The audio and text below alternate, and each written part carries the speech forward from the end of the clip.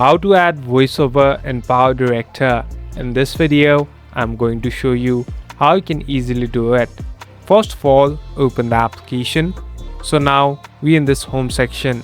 So this is the place where you can find different tools and can even create a new project.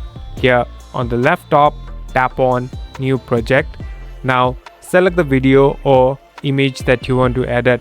So here I'm tapping on one and head on next. So now we're in this editing platform. Here you can make different edits to the video.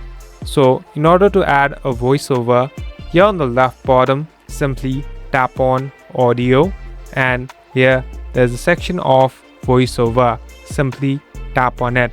Now simply hit on next. So the voiceover has been started.